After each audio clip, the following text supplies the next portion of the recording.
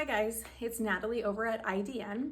I wanted to discuss a question that's often asked in our foundational courses, and that's how do you select the appropriate dosage for your patient to optimize results but minimize soreness?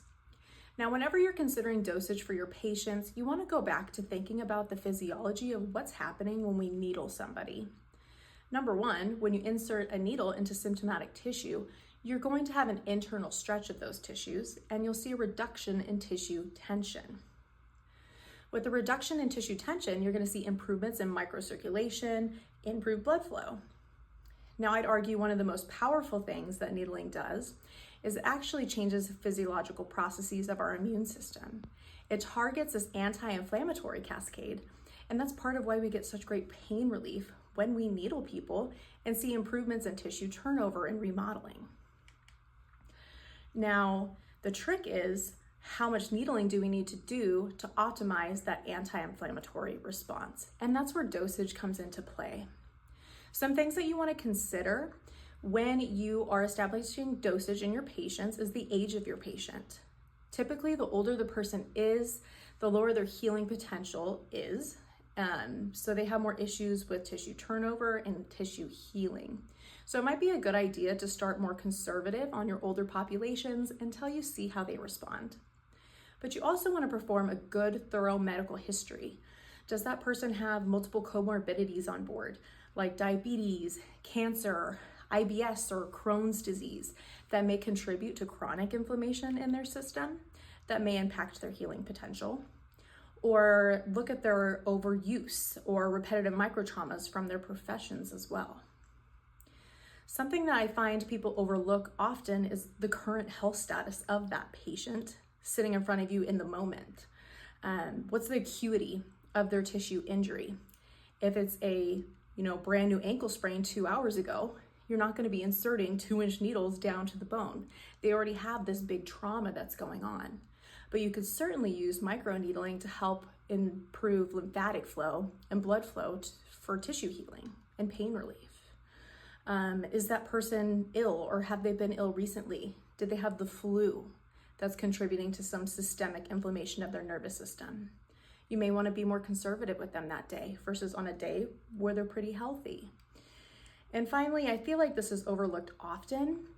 Has the person done any high intensity exercise over the past 24, 48 hours?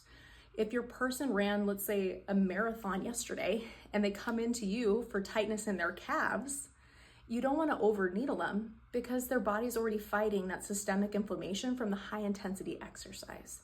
But you certainly could do some light needling with electrical nerve stimulation to reduce their soreness. Now, how do we know what the status of a person's nervous system is? Us at IDN, we like to utilize what's called the quantitative sensory test to assess for inflammation of the nervous system to give us an idea of how inflamed things are. The higher your QST score is, the lower your healing potential is in that moment. So you want to be more conservative with your needling dosage with those patients.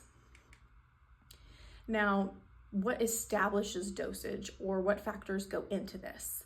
The gauge of the needle does matter. A smaller gauge needle creates a smaller lesion. So I would opt to use a smaller gauge needle on patients like fibromyalgia or who have fibromyalgia, cancer patients, people with lower healing potential, and just see how they respond to that thinner gauge needle. Other options you can look at is the depth of tissue that you're targeting.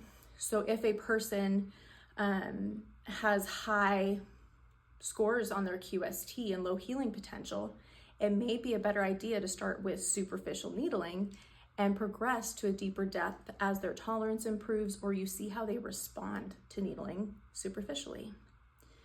Other things you want to consider is what you do with the needle.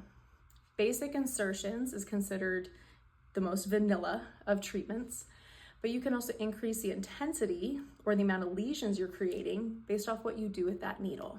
So if you start doing basic manipulation or rotation, tenting, pistoning, you're going to cause more micro lesions and increase that therapeutic dosage. Other things to consider would be the amount of needles that you're using and if you're using electrical nerve stimulation or not. The more needles you use, the more micro lesions you're creating, right? So we recommend that you start with maybe 5 to 10 needles on that initial treatment session to determine how that person responds. And you can always ramp it up in future sessions once you see how that person's immune system turns things over. Overall, a good place to start is once to twice a week of dry needling until that goal of tissue healing or tissue change has occurred.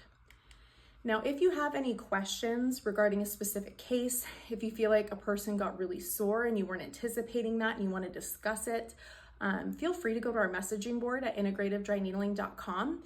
On the forum where you can ask those questions, it would be happy to help you sort through those issues. Happy needling!